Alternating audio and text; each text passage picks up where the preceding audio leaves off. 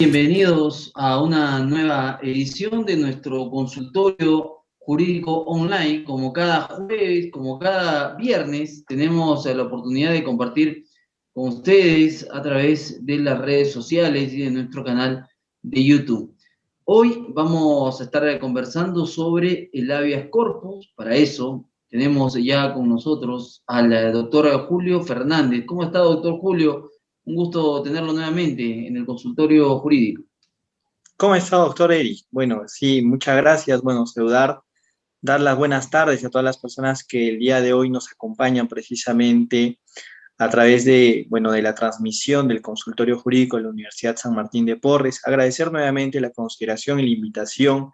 El día de hoy vamos a hablar un poco acerca del habeas corpus, un proceso, el proceso constitucional, si se podría decir, por excelencia, no porque sea el más utilizado, porque previamente ya había mencionado que el más utilizado dentro de los procesos constitucionales es el proceso de amparo, precisamente porque, bueno, salvaguarda un catálogo de derechos mucho más amplio.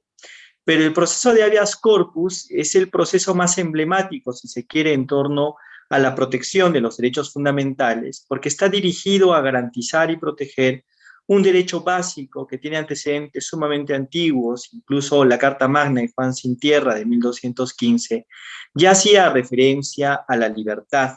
Y en ese planteamiento, el día de hoy nosotros vamos a hablar del proceso que salvaguarda la libertad, obviamente con muchos matices, porque también se tiene que explicar qué parte del derecho a la libertad es el que salvaguarda el proceso de habeas corpus, porque no es la libertad en sentido general. Entonces, bueno, si ya para dar inicio precisamente a la exposición y agradeciendo nuevamente la gentileza en la invitación, eh, habría que arrancar mencionando el antecedente quizás histórico del habeas corpus. Como yo mencionaba, el habeas corpus, aunque no se le conocía como tal, pero ya tenía una referencia, un antecedente tal cual en la Carta Magna de Juan Sin Tierra de 1215. Luego en Inglaterra, precisamente, sale y nace el habeas corpus como tal, y nosotros hemos o utilizamos esta garantía constitucional orientada a salvaguardar el derecho a la libertad y derechos conexos al de la libertad. Recuerden ustedes que en sesiones pasadas nosotros conversábamos respecto de la diferencia de los procesos constitucionales orientados a salvaguardar derechos fundamentales y los procesos constitucionales orientados a salvaguardar la supremacía de la Constitución, siempre teniendo que hacer esa distinción en torno a la referencia y siempre, bueno, cada vez que iniciemos, ya sea que hablemos del amparo, del habeas data, del habeas corpus o del cumplimiento, o incluso de los otros procesos, el proceso de constitucionalidad competencial y el proceso de acción popular, se tiene que hacer una distinción, ¿no? Siendo estos últimos tres los procesos de control normativo. Bueno, respecto del proceso de habeas corpus, mencionaba yo hace un momento que este proceso está orientado a garantizar el derecho a la libertad y derechos conexos al de la libertad. Pero también decía al inicio o al empezar ya la exposición, mencionaba que el derecho a la libertad, cuando se trata de salvaguardar el derecho a la libertad, pero en una vertiente del derecho a la libertad.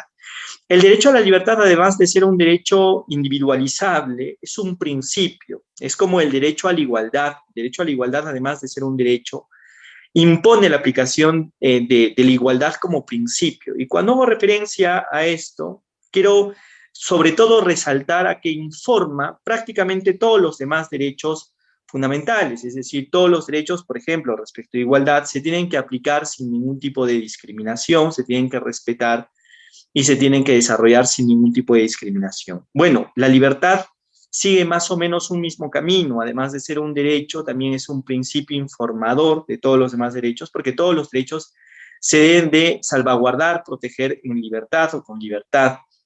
Y por eso es que precisamente los procesos constitucionales se denominan procesos constitucionales de la libertad, ¿no? Cuando se hace referencia a todos los procesos constitucionales que salvaguardan derechos fundamentales, se está haciendo referencia a todos los procesos que salvaguardan la libertad en sentido general.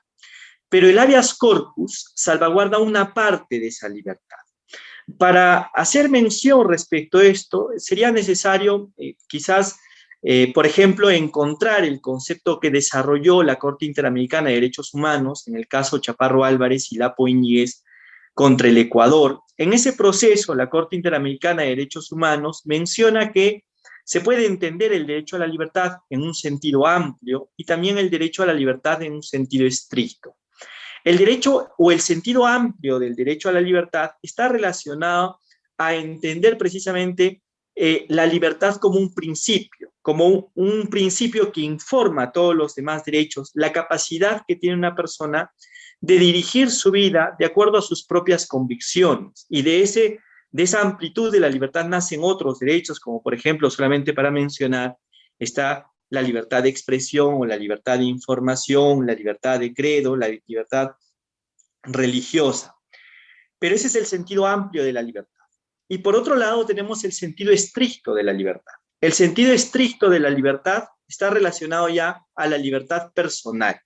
La libertad personal es precisamente la que tiene que ver con la locomoción, con el cuerpo, tal cual, con que una persona, por ejemplo, no sea detenida. Esa es la libertad en sentido estricto.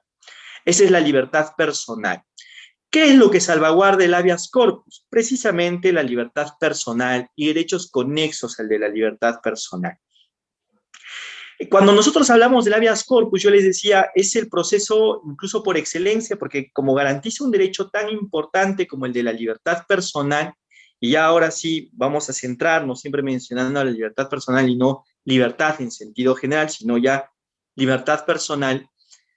Este proceso no necesita de mayores formalidades. Este es un proceso que se puede presentar de manera oral, de manera escrita, por cualquier medio. No necesariamente lo tiene que presentar la persona que esté viendo afectado el derecho, sino que puede presentarlo cualquier persona en su representación. No se necesita ninguna formalidad o representación legal para su presentación. Y bueno, obviamente la amplitud de la garantía tiene que ver con la importancia también del derecho que está en juego, del bien jurídico que se pretende tutelar. En ese planteamiento, una sentencia, creo yo, sumamente interesante, porque también demuestra la labor pedagógica del Tribunal Constitucional, es la sentencia 2663 del año 2003, un proceso de habeas corpus, en el que el Tribunal Constitucional, en esa labor pedagógica a la que yo hacía referencia, desarrolla cuáles son los tipos de habeas corpus. Yo cuando explicaba esto en sesiones precedentes, siempre que hablaba del habeas corpus decía, bueno, hay bastantes habeas corpus porque la tipología es amplia, no solamente porque el Tribunal Constitucional ya ha remarcado cuál es esa tipología, sino porque también en la doctrina o a partir del desarrollo doctrinario, nosotros podemos alcanzar diferentes posiciones también respecto del habeas corpus.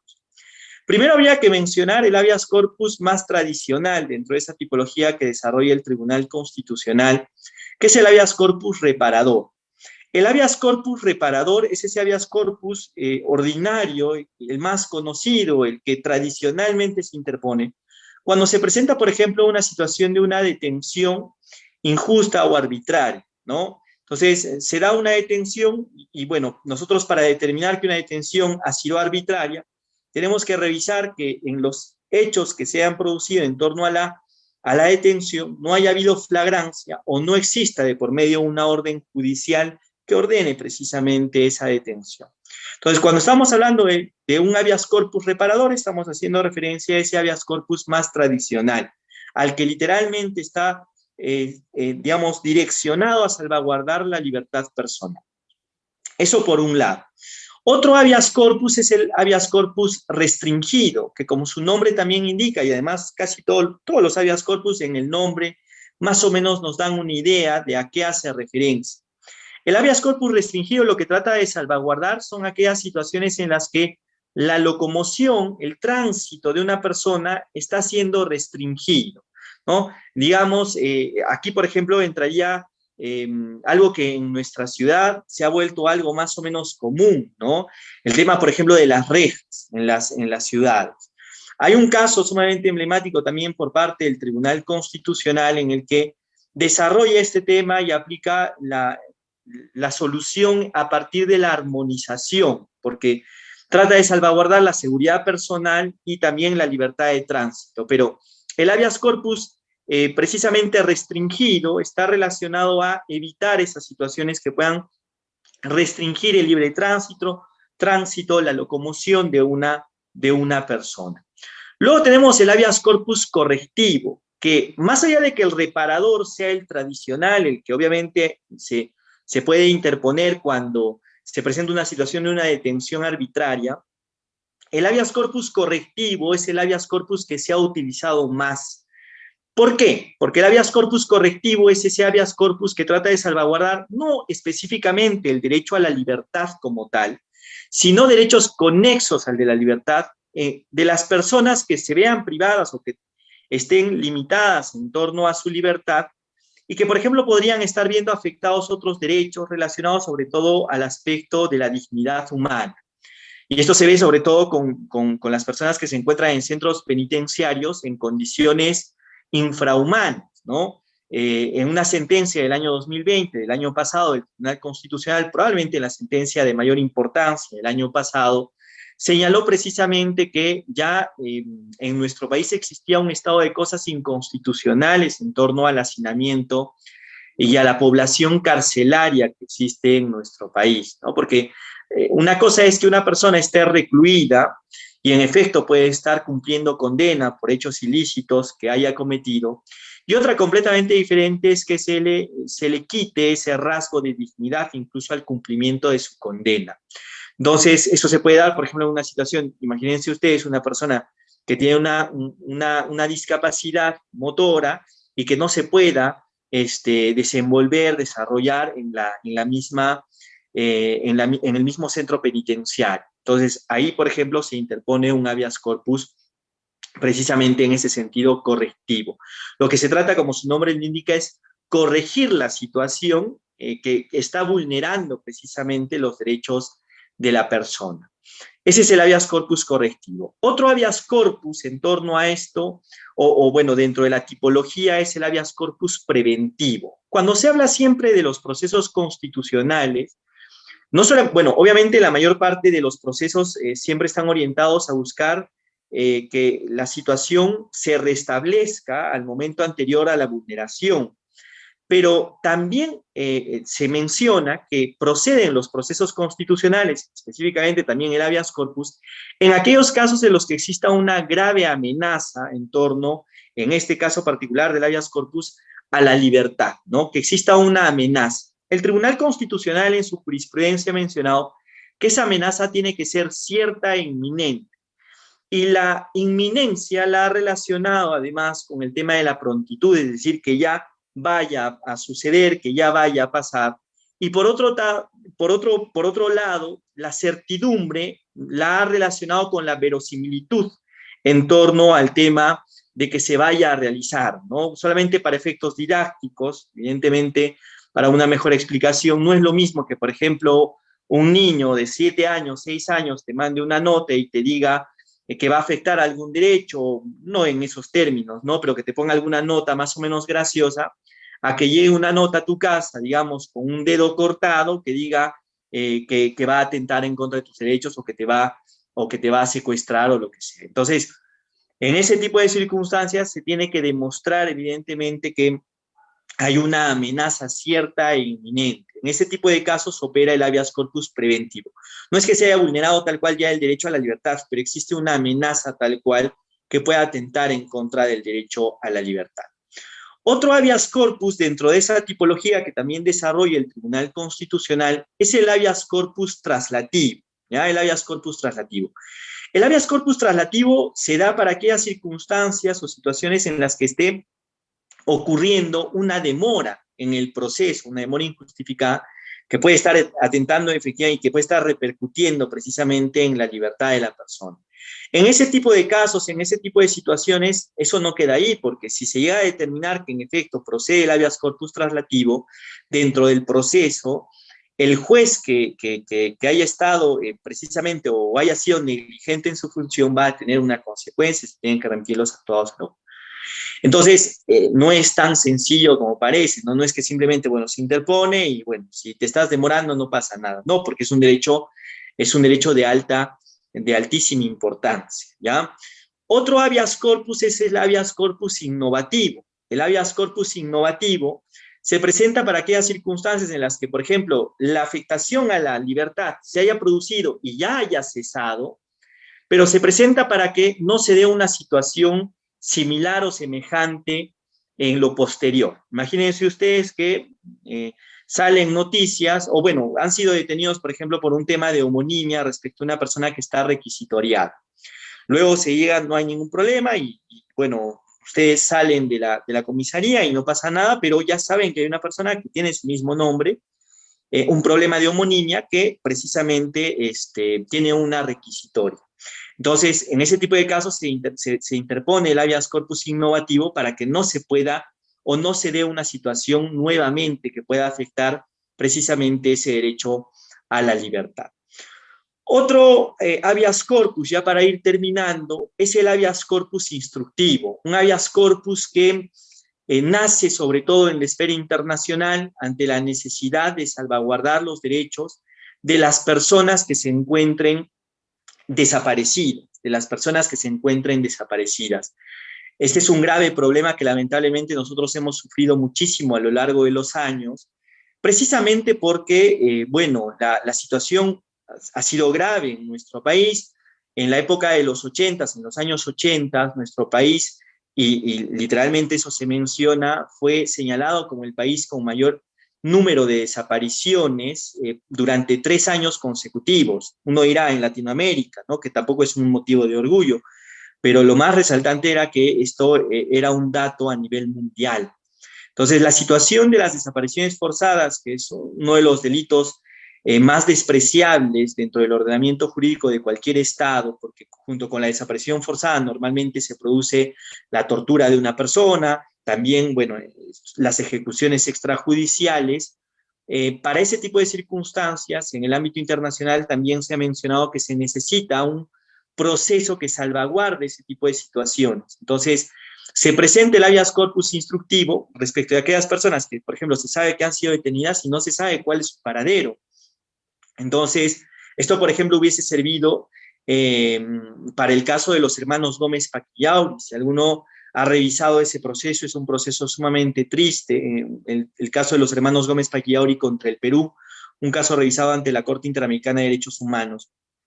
Si uno ingresa, por ejemplo, a una plataforma como YouTube, puede observar, bueno, puede poner en el buscador caso hermanos Gómez Paquiauri, ¿no?, o detención de los hermanos Gómez Paquiauri.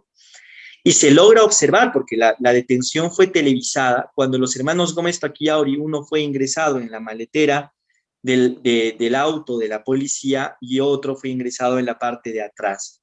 El paradero luego, bueno, se desaparecieron a los hermanos Gómez Paquiauri, luego se mostró que habían sido objeto de torturas y evidentemente habían sido ejecutados extrajudicialmente. Para ese tipo de circunstancias sirve precisamente el habeas corpus instructivo, ¿ya? Otro tipo de habeas corpus es el habeas corpus excepcional. El habeas corpus excepcional es el que procede en situaciones de excepción, que en nuestro país se pueden dar por la situación de emergencia, o por el estado de emergencia o por el estado de sitio. Entonces, lo que ha dicho la Corte Interamericana de Derechos Humanos, que también se sigue el mismo parámetro, es que existe un núcleo duro de derechos que no pueden ser suspendidos bajo los estados de excepción. Obviamente pueden haber limitaciones, nosotros hemos visto esto en la pandemia, han habido diferentes limitaciones en torno a nuestros derechos, pero eso no quiere decir que puedan ser privados absolutamente. Y dentro de ese núcleo duro de derechos se encuentra precisamente el derecho a la libertad, y para eso es que existe el habeas corpus en estados de excepción. En esas situaciones lo que se trata de salvaguardar y prever es que la detención sea, bueno, revisar el grado de razonabilidad y proporcionalidad de la excepción. Eso es lo que ha mencionado el Tribunal Constitucional y eso es lo que se tendría que analizar precisamente en ese tipo de circunstancias. Luego tenemos, además de todos esos procesos, o bueno, de toda esa tipología de los habeas corpus que mencionaba, otro habeas corpus, que es el habeas corpus conexo, que se podría decir, bueno, la doctrina lo denomina como el habeas corpus comodín, ¿no?, que se presenta para aquellas circunstancias en las que No necesariamente está relacionado al derecho a la libertad, pero se ha previsto que funciona también para salvaguardar este tipo de situaciones. Por ejemplo, la prohibición en contra de la tortura se salvaguarda a partir de un habeas corpus. El que una persona, por ejemplo, sea privada de su DNI, también se prevé esto a partir de su habeas corpus. El que una persona tenga representación legal dentro de un proceso también se revisa o se da a través de un habeas corpus. Eso, por ejemplo, se presentó en una situación sumamente particular ante el TC, porque se iba a dictar la sentencia condenatoria respecto de la persona que estaba en proceso y el abogado de esa persona no se presentó. Entonces, lo que hizo el juez fue designar a un juez a un abogado de oficio, perdón, a un abogado de oficio. Y cuando se da toda esta situación, se presenta precisamente un habeas corpus porque se señalaba que se estaba vulnerando el derecho de defensa y además, bueno, eso tenía que verse incluso a través de un amparo, pero se estaba vulnerando sobre todo su derecho a la libertad en correlación a que no se le había garantizado una defensa apropiada con el abogado de su elección. Entonces, lo que dijo el Tribunal Constitucional es que los abogados de oficio precisamente están para esas situaciones y que en ese tipo de circunstancias no cabía darle la razón al peticionario. Otro tipo de habeas corpus que nosotros tenemos en el ordenamiento jurídico es el habeas corpus mixto, que es ese habeas corpus cuando se presentan dos habeas corpus juntos. Yo hace un momento hablaba de la situación del hacinamiento cuando estaba hablando precisamente del habeas corpus correctivo y de la situación precaria en la que se encuentran muchos de los reos en nuestro país. Conversaba respecto a ese tema y mencionaba que el Tribunal Constitucional ha desarrollado o ha señalado, mejor dicho, que en nuestro país ya se encuentra el estado de cosas inconstitucionales respecto del hacinamiento de los reclusos en nuestro estado. Bueno, ahí se presentó, por ejemplo, un habeas corpus mixto. ¿Por qué? Porque se unieron varios. Es decir, ya de por sí ustedes saben que estoy haciendo referencia al habeas corpus correctivo, pero también esto se estaba dando de manera colectiva, no solamente era el habeas corpus correctivo como tal. Entonces, ya había una multiplicidad de pretensiones y por eso es que se denomina mixto. Eso es en torno a los habeas corpus tradicionales, lo que la doctrina menciona como habeas corpus ordinarios. Yo sé que es bastante amplia la tipología, es más, siempre uno puede tener digamos, la idea de que se le puede escapar a alguno, ¿no? Que, bueno, más o menos entiendo yo que he desarrollado precisamente todos los habeas corpus que ha mencionado precisamente el Tribunal Constitucional, pero esos son los ordinarios. Hay otros habeas corpus o existen otros habeas corpus que son los habeas corpus que se presentan en contra de resoluciones judiciales. Un habeas corpus que se puede dar respecto de alguna resolución judicial en un proceso ordinario o en un proceso de habeas corpus en lo que se denomina habeas corpus reflejo de un habeas corpus contra otro habeas corpus. Pero esa es una situación un poco más técnica. De todas maneras, mencionar que la tipología en torno a esto es amplia y que el habeas corpus no solamente procede respecto de la autoridad que, por ejemplo, esté privando de la libertad a una persona, sino también respecto de cualquier particular que pueda privar de la libertad a una persona. Por ejemplo, si alguien se encuentra privado de su libertad en una clínica particular, en una clínica psiquiátrica, y no está en condiciones dignas, por ejemplo, en la misma clínica psiquiátrica, se podría interponer un habeas corpus, que en ese caso tiene también otra determinación, que es el habeas corpus atípico. Entonces, ese es el catálogo que es más o menos amplio de todos los habeas corpus, donde ya he mencionado algunos habeas corpus, todos los habeas corpus que ha desarrollado el Tribunal Constitucional en la sentencia 2663 del año 2003, un proceso de habeas corpus llevado hasta el Tribunal Constitucional. Sobre todo porque el Tribunal Constitucional también tiene esa labor de pedagogía en torno al desarrollo de los procesos constitucionales. Y repito, el habeas corpus sirve para salvaguardar la libertad personal o lo que la Corte Interamericana denomina el sentido estricto de la libertad, y no ese sentido amplio de la libertad, porque eso ya tiene que ver con la capacidad de decisión de las personas, pero ya en términos generales de cómo va a llevar su vida. Lo otro está relacionado a la libertad de locomoción, a la libertad física, ¿ya? Y eso sería todo en cuanto a este diseño tal cual que tenemos constitucionalmente, bastante particular, habría que mencionar en torno al habeas corpus, reiterando el agradecimiento precisamente a la Universidad San Martín de Porres y también al consultorio jurídico de la Casa de Estudios, quienes han tenido la amabilidad y la gentileza de brindarme la invitación. Muchas gracias. Muchas gracias, doctor Fernández, por la participación, muchas gracias por la exposición, por el tema.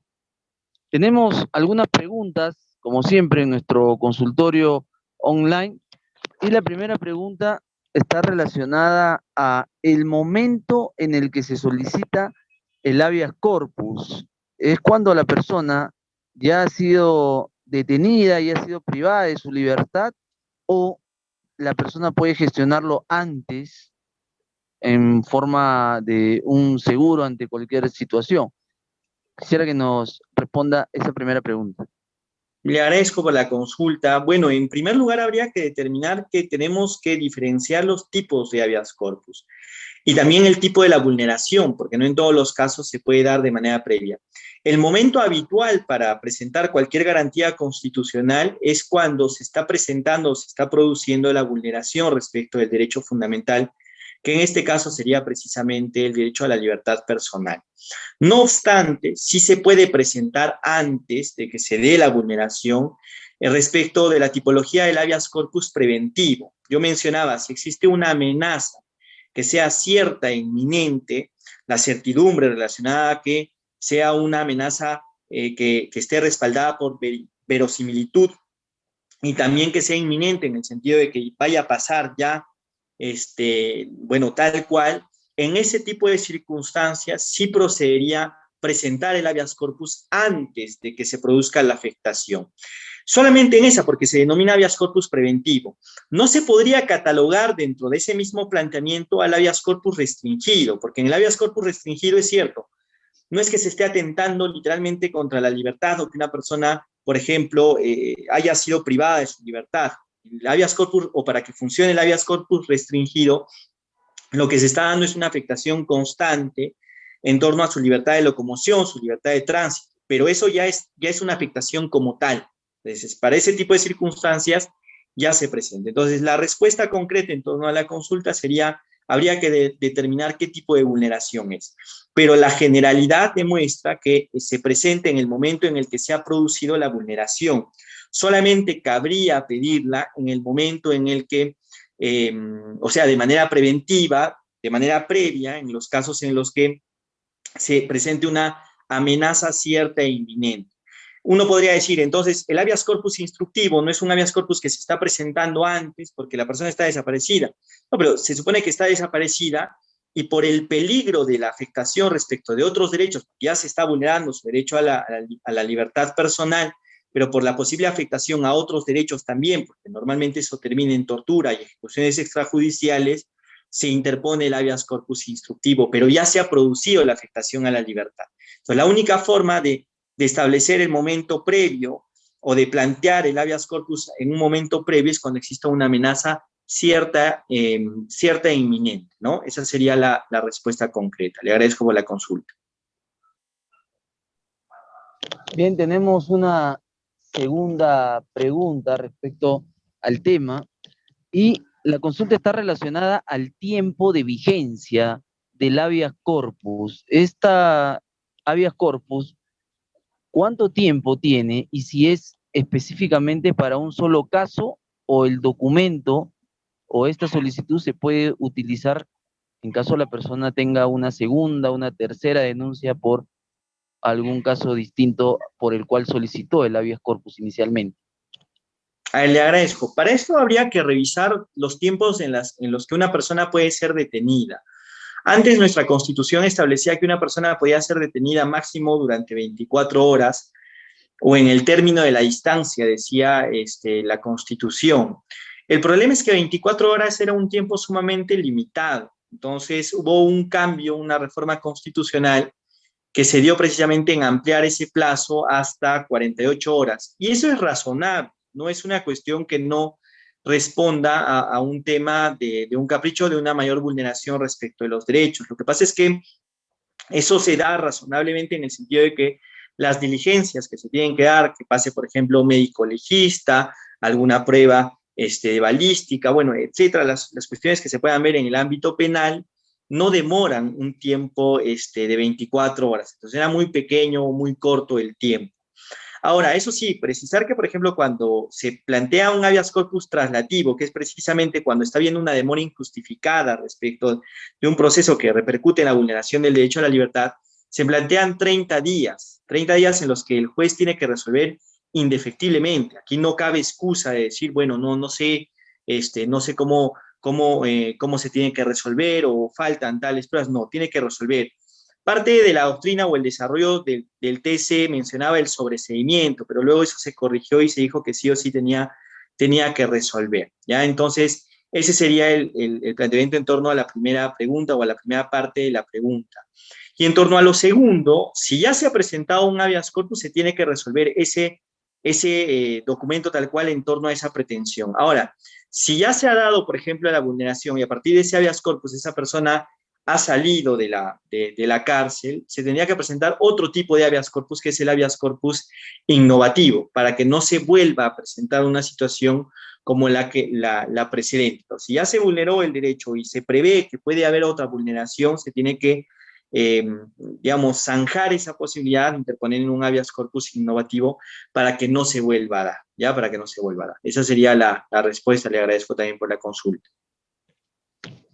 Bien, doctor, muchas gracias a usted también por la respuesta. Y la tercera y última pregunta tiene que ver respecto a los temas de extradición. ¿Cómo funcionan las leyes internacionales en ese caso?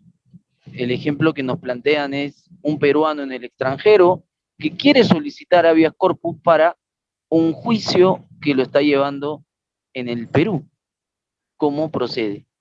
Adelante, A doctor. ver, en primer lugar, tendría que mencionarse que tiene que haber inmediatez, es decir, no se puede dar una situación en la que se presente bueno, quizás un caso que me viene a la memoria es precisamente el caso del señor Borea hace muchos años ya atrás, lo que sucedió en 1992. Recordarán ustedes que el 5 de abril del 92 se da el autogolpe de Estado, pero luego hay un intento militar de restituir la situación a la democracia. Entonces se le perseguía, digamos, o se mencionaba que el doctor podría haber estado inmerso en esta situación y se mencionaba que la investigación estaba sobreseída momentáneamente.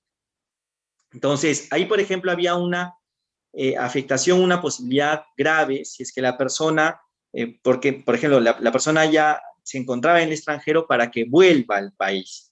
Entonces, en ese tipo de circunstancias, cualquier persona puede presentar el habeas corpus, no necesariamente la persona que está precisamente en el extranjero. Entonces, la persona o cualquier persona en su representación, cualquier persona puede iniciar el proceso de habeas corpus. Entonces, y en cualquier lugar, no necesita que sea en un determinado lugar, se puede dar de manera oral, como decía, o de manera escrita, sin asesoría legal, no se necesita la firma de abogado para la presentación del habeas corpus. Entonces, esa situación, por ejemplo, obedecía también a un habeas corpus innovativo, porque lo que no innovativo, preventivo, perdón. ¿Por qué preventivo? Porque había una amenaza cierta e inminente de que en cualquier momento, si, bueno, como el sobreseimiento había sido provisional, si volvía al Perú o volvía al país, claramente se podía volver a iniciar el proceso y afectar su derecho a la libertad.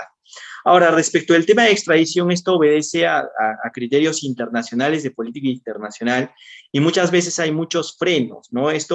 La cooperación internacional es la que debe primar en torno a los procesos o búsqueda, por ejemplo, de personas que hayan cometido delitos y que se encuentren prófugos en países extranjeros.